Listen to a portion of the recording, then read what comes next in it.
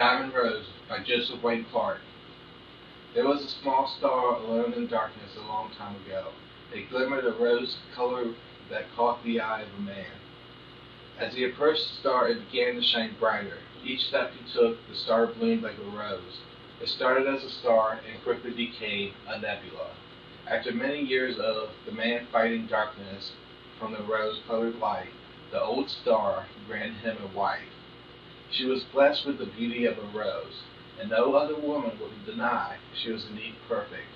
Her hair was rose red, as was her lips. She had nice blue eyes and a perfectly shaped body. Her power lay in diamonds that flourished in the galaxy. Her name given by the light was Diamond Rose. The man was strong and fought many battles against darkness.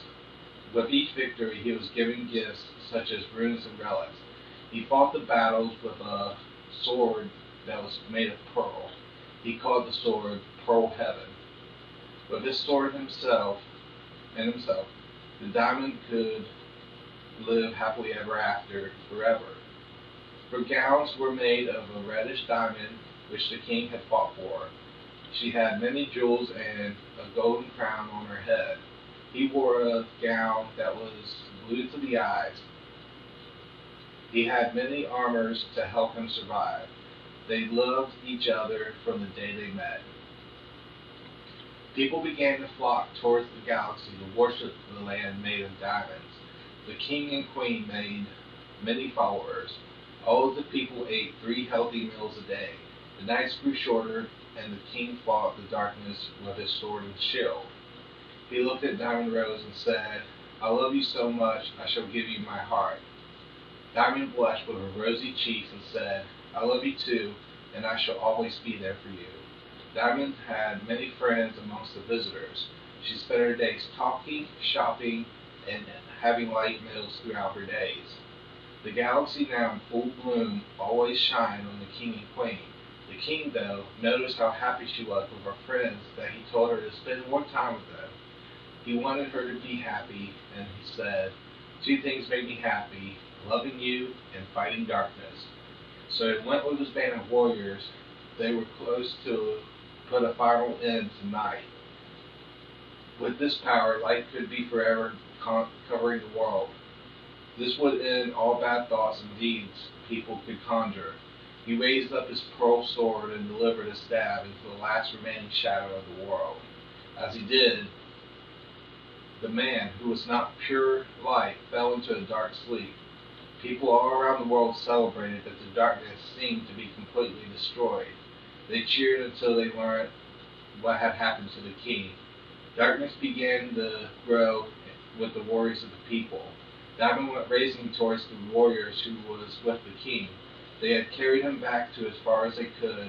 In a meadow they laid him down for the queen, Diamond, to see. His body was pale and his eyes still shut. Secretly, the queen knew what she had to do. In order to return the king to life, she must love him, devote him, and be there whenever he needs her. This was true love she felt, and she knew she could not let go. So she whispered in his ears, "I love you too, and I shall always be there for you." Tears of joy slowly ran down his cheeks. Small breaths began to emerge. He opened his eyes to see Diamond Rose, giving up all she had just to see him. He was a young little star, alone in a darkened meadow. Night fell over, and Diamond Rose took Pearl Heaven. She held the sword up with one hand, and her other hand she held her king's grasp. She then said, "With the might of love, light shall overcome all. Through darkness we will survive, through fear we will find bravery."